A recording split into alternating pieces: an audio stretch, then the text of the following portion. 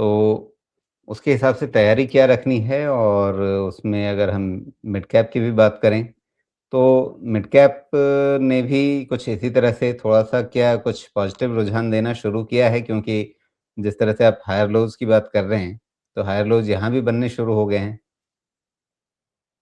नहीं, डेटा तो 100% पॉजिटिव है। लेकिन मैं मिड कैप और स्मॉल कैप से ज़्यादा एक्सपेक्टेशन फ़रवरी में ही रखना चाहता हूँ और प्रॉपर नया हाई बनने दीजिए। प्रॉपर नया हाई बनने दीजिए मतलब कि 61,000, 61,500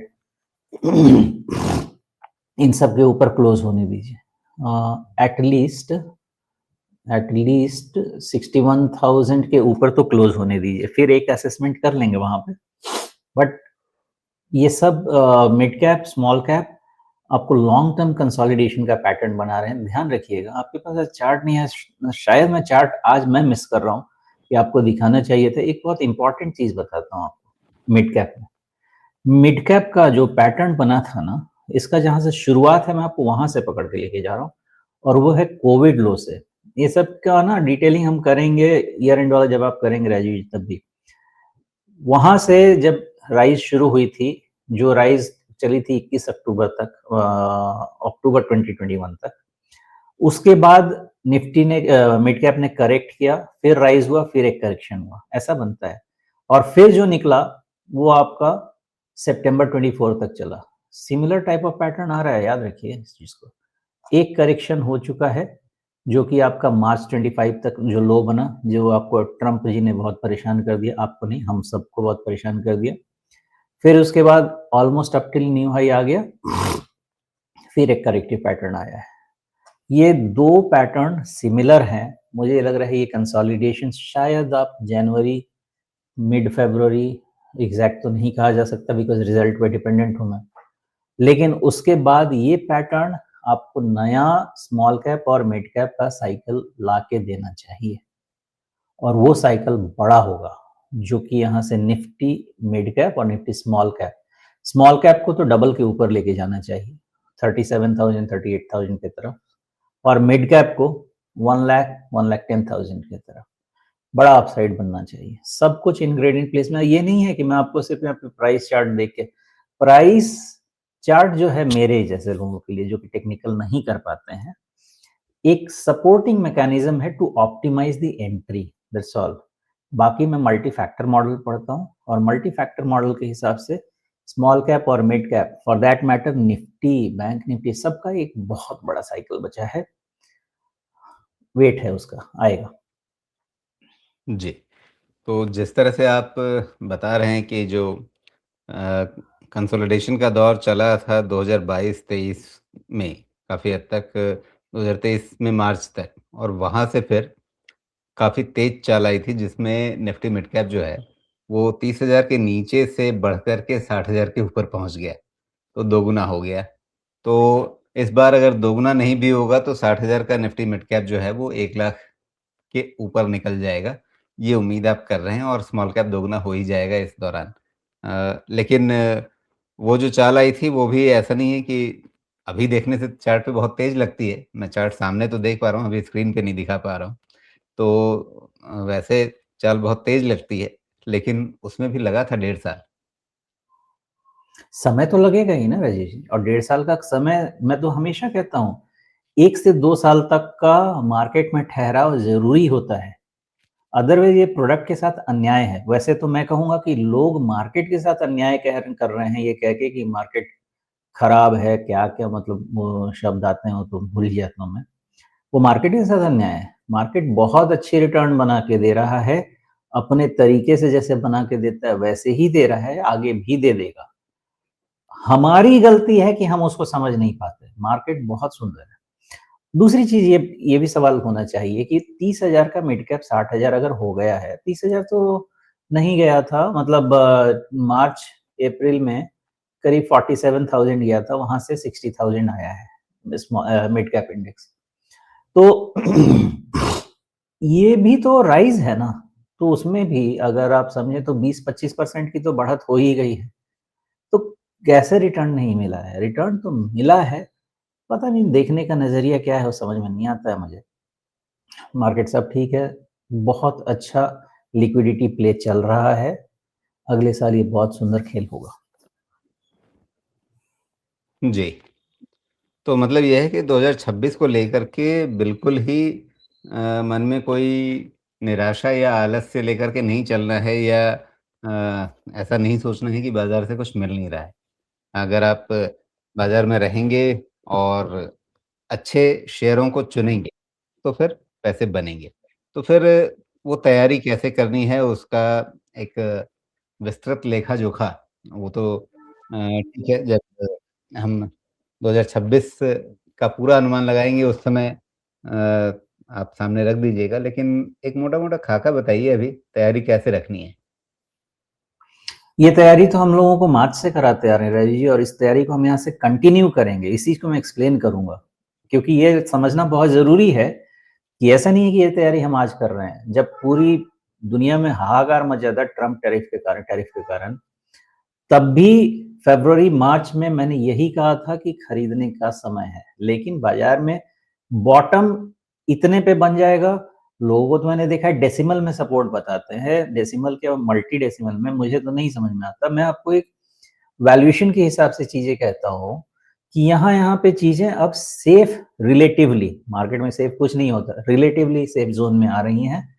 खरीदारी शुरू कर सकते हैं, लेकिन व्यू 3 साल से 4 साल का लीजिए। 3 महीने में गेन हो जाए, वो आपके हाथ आपका ही है, कोई लेके नहीं जा सकता है आपसे उसको। लेकिन व्यू लंबा रखना चाहिए, वो थियरी वैसे ही कहती है। मार्च से तैयारी करा रहा हूँ, हमने भी किया है और अभी भी इसी तैयारी में है। इस तैयारी ऐसे होनी चाहिए कि देखिए, आपको बोला होगा मोस्टली मार्च के आसपास मैंने कि 1 साल मार्च से जून के आसपास मैंने बताया होगा, ये 1 साल में आपको लार्ज कैप पैसा देंगे और उसके बाद मिड कैप पैसा देंगे। ऐसा ही आप कभी भी ढूँढेंगे, ऐसा मिलना चाहिए। अब ये 1 साल में जो लार्ज कैप पैसा देंगे ना, तो लार्ज कैप में क्या है, आपको टैक्टिकल चीज़ें लेनी पड़ेंगी। मतलब है छोटे-छोटे चीज़ों को लेके पैसा बनाते रहिए, जो कि जिसको सैटेलाइट पोर्टफोलियो कहते हैं हम। मेबी 30%, 25%, 35% जो भी हमारे ओवरऑल पोर्टफोलियो का पार्ट होता है। ये साल उससे पैसा बनाते रहिए और जो पैसा बने, वो आपका जो लंबा अप्रोच है, जो कंजम्पशन की थीम है, जो आपकी फार्मा हेल्थ केयर की थीम है, इन सब में एलोकेशन करते रहिए। क्योंकि आपका एक kind of running income create होता जाएगा और साथ में बड़े-बड़े वाल जो रन आने वाला है, उसकी तैयारी होती जाएगी। तो इसी मिक्स के साथ काम करना चाहिए, जो मैं खुद ही कर रहा हूँ। और ऐसा आप काम करेंगे और अपनी तैयारी रखेंगे, 2026 या फाइनेंशियल ईयर 2027 पैसा बना के देगा ही। खरीदारी कीजिए, स्मॉल मिड कैप में कोई खराबी नहीं है। जो भी चीज़ चुनें, अच्छी चीज़ चुनें। मैं स्मॉल मिड कैप में फ़र्क इसलिए नहीं करता बिकॉज़ मेरे समझ के बिल्कुल बाहर है कि top 100 stock large cap, 100 to 250 mid cap, बाकी सारी दुनिया स्मॉल कैप, मेरी समझ के बाहर है, काम नहीं चलता उससे हमारा। इसलिए मैं कह रहा हूँ कि कैप को हटा दीजिए, डिफरेंट टाइप ऑफ हैट पहन लीजिए, अपने मार्केट कैप स्वयं डिसाइड करें। अच्छी क्वालिटी स्टॉक लीजिए, धीरे-धीरे लेते रहिए, खरीदने के बाद भी 20-30% गिर सकता है। आपका कन्विक्शन पे वो डिपेंड करता है, रखना है और ऐड करना है या नहीं करना है या रिप्लेस कर देना है, और समय दीजिए, पैसा वैसे ही बनेगा। जी। अच्छा सोमेश जी, आपको सेबी की एडवाइज़री कमिटी में तो मैं शामिल नहीं कर सकता या उसकी सिफ़ारिश करने का भी अधिकार मेरे पास नहीं है। मैं निवेश मंथन की सलाहकार समिति में आपको रखता हूँ एडवाइज़री कमिटी में। और आपसे कहता हूँ कि मार्केट कैप का एक नया खाका बनाइए। आपके हिसाब से आइडियल क्लासिफ़िकेशन सबसे बढ़िया वर्गीकरण क्या रहेगा जिसमें ये सारी दुविधा जो है मिड कैप जो है वो लार्ज कैप जैसा लगता है, स्मॉल कैप जो है वो मिड कैप जैसा लगता है, लेकिन क्लासिफ़िकेशन अलग है। इस दुविधा से निपटने का बेहतर तरीका क्या है आपकी नज़र में? सबसे पहला तो तरीका मैं यही जानता हूँ कि एक होता है बिलियन डॉलर कंपनी, जिसके बेसिस पे एफआईआईज़ का इन्वेस्टमेंट आता है, वहाँ से लिक्विडिटी फ्लो आती है। बिलियन डॉलर कंपनी के नीचे आप स्मॉल कैप लगा दीजिए और उसके ऊपर जो कंपनीज हैं उसमें आप लार्ज कैप और मिड कैप का डेफिनेशन लगा दीजिए। सिंपल है। 1000 करोड़ के नीचे की कंपनी को माइक्रो कैप लगा दीजिए, 100 करोड़ के नीचे को आप नैनो कैप लगा दीजिए, डेफिनेशन बिलियन डॉलर कंपनी से शुरू होना चाहिए, बिकॉज बात होती है 8,000 करोड़ 9,000 करोड़ मार्केट कैप की कंपनी से। तो बिलियन डॉलर नहीं, 10,000 करोड़ पहले भी होता था। 10,000 करोड़ के मार्केट कैप के नीचे आप स्मॉल कैप लगा सकते हैं। एक डिस्कशन ये हो सकता है कि उस समय मार्केट कुछ और होता था, अब कुछ और होता है। ठीक है, उसके हिसाब से एक दूसरा बेंचमार्क डिसाइड किया जा सकता है कि जैसे इन्फ्लेशन के हिसाब से हम ऊपर बढ़ते हैं, तो 10,000 करोड़ को आप 25,000 करोड़ पे ले लीजिए।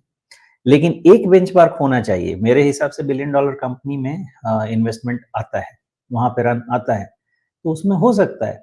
अगर वो नहीं बैठता है समय के हिसाब से, क्योंकि रुपया का वैल्यू भी कम हो रहा है अगेंस्ट डॉलर, तो 25,000 करोड़ का लेयर ले लीजिए। 25,000 करोड़ के नीचे कम से कम आप स्मॉल कैप कीजिए और उसके ऊपर जो है उनको लार्ज और मिड कैप में डिफाइन कीजिए, क्योंकि 8,000 10,000 करोड़ की कंपनी में भी डिसेंट लिक्विडिटी मिलती है, अपॉर्चुनिटी वहीं मिलती है। प्लस आप आईपीओस देखिए, आईपीओस कैसे कैसे आ रहे हैं, मिड कैप और स्मॉल कैप आ रहे हैं।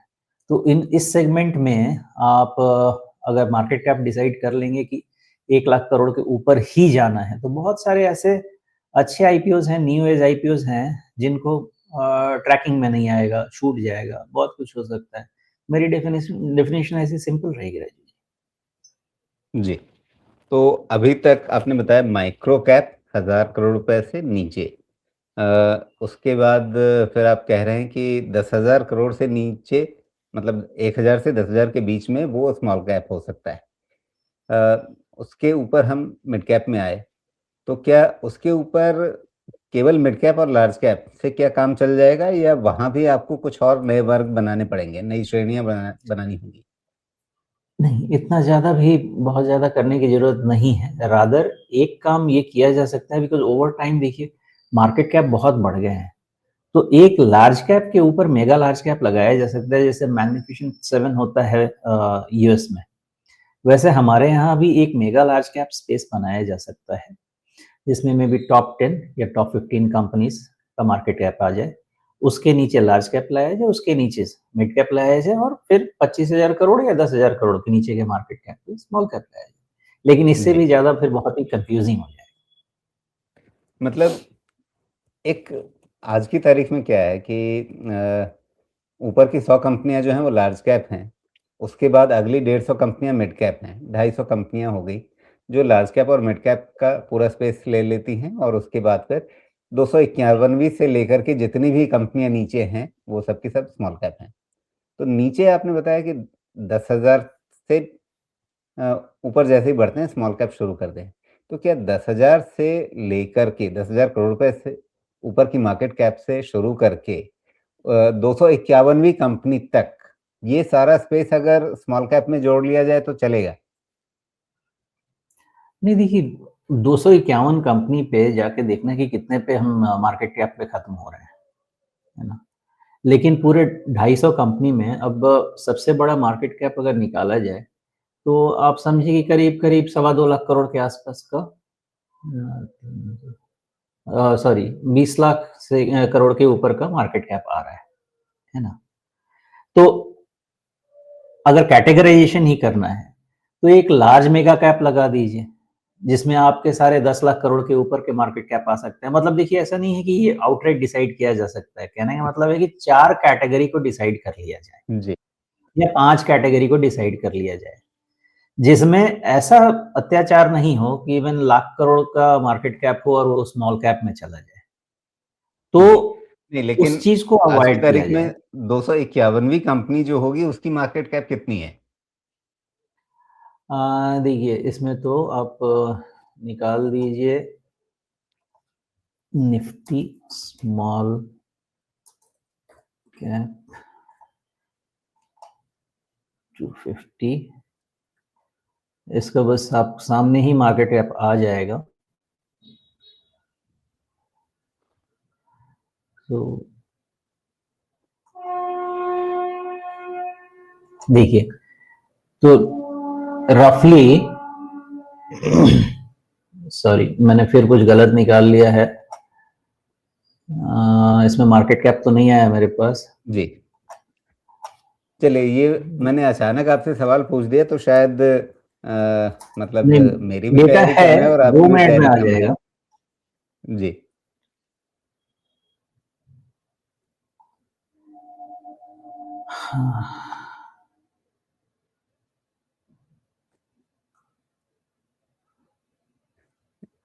देखिए, अभी जो ये मार्केट कैप आ रहा है मेरे पास, ये करीब 5000 से 500 टू 5000 करोड़ के स्मॉल कैप कंपनीज का मार्केट कैप है ना?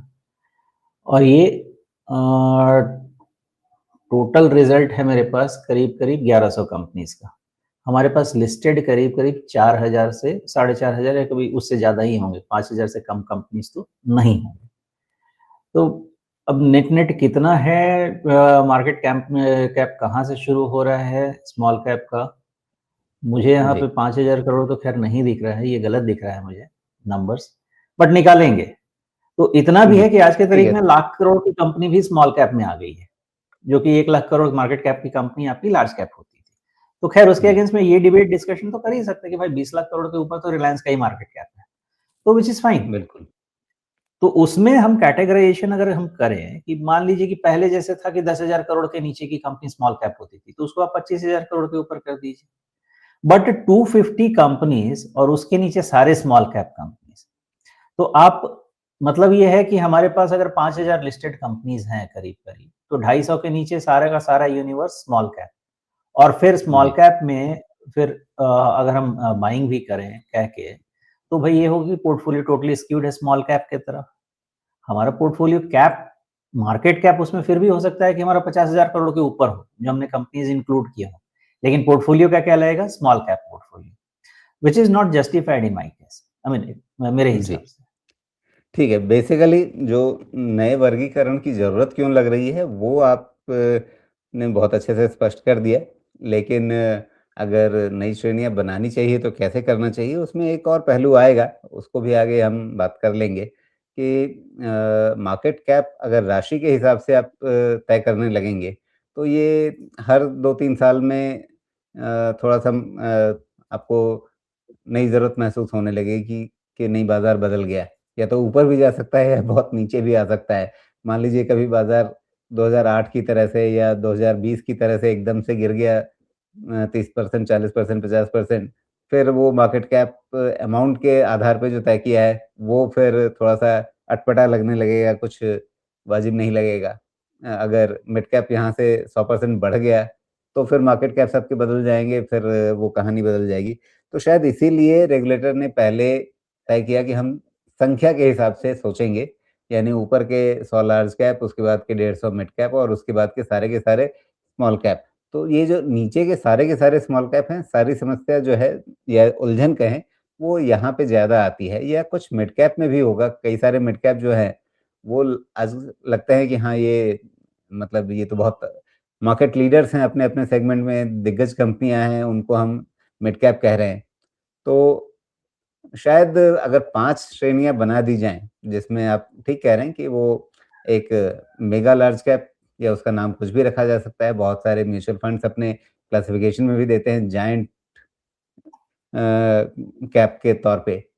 तो वो खुद ही बता रहे हैं अपनी तरफ से जायंट कैप के तौर पे या जो कई सारे प्लेटफ़ॉर्म्स पे जायंट कैप का अलग क्लासिफ़िकेशन आने लगा है। वो लार्ज कैप में ही सबसे बड़ी कंपनियाँ जो हैं, उनका एक अलग क्लासिफ़िकेशन है। तो कहीं न कहीं अगर 5 श्रेणियाँ बना दी जाएँ, तो वो बात बनेगी। अब उसमें संख्या के हिसाब से तय हो या राशि के हिसाब से तय हो। वो एक बहस तो हमेशा रहेगी, दोनों के अपने-अपने नफ़ा-नुकसान बने रहेंगे। ख़ैर, तो ये अचानक से चर्चा निकल गई, इसमें इसको एक थोड़ा और पॉइंट है समझिए, राजीव जी। कुछ जोड़ रहे हैं? हाँ, बताइए। हाँ, इसमें एक पॉइंट है देखिए इसीलिए एक रिवीजन का कॉन्सेप्ट हमेशा रखा गया है। मान लेते हैं कि मेरे हिसाब से तो 10,000 करोड़ के नीचे ही मार्केट कैप जो होना चाहिए स्मॉल कैप होना चाहिए। बिकॉज़ बिलियन डॉलर कॉन्सेप्ट हम फॉलो करते हैं। एक जी, रिवीजन का कॉन्सेप्ट हमेशा रखा गया है क्योंकि कभी भी बाज़ार में कोई भी चीज़ कांस्टेंट नहीं रह सकती है और कोई भी डेफिनिशन फूल प्रूफ नहीं रहता है। क्योंकि अगर डेफिनिशन फूल प्रूफ होता तो फिर वीकली निफ्टी, निफ्टी ऑप्शन सब ला के फिर वापस खत्म करने का सिचुएशन नहीं आता था। बहुत सारी चीज़ें हिट एंड ट्रायल से ही चलती हैं। यहाँ जी, पे ये है बिल्कुल। कि लॉट साइज़ भी रिवाइज़ किए जाते हैं एफ-एंड-ओ में, समय-समय पे। तो रिवीजन का कॉन्सेप्ट होना चाहिए, वो खराब नहीं है। कोई भी चीज़ कांस्टेंट एड इन्फिनिटम नहीं रह सकता है मेरे हिसाब से। लेकिन जी। डेफिनिशन ऐसा होना चाहिए जिसका थोड़ा-सा जिसकी यूटिलिटी थोड़ी-सी बेटर हो। जी।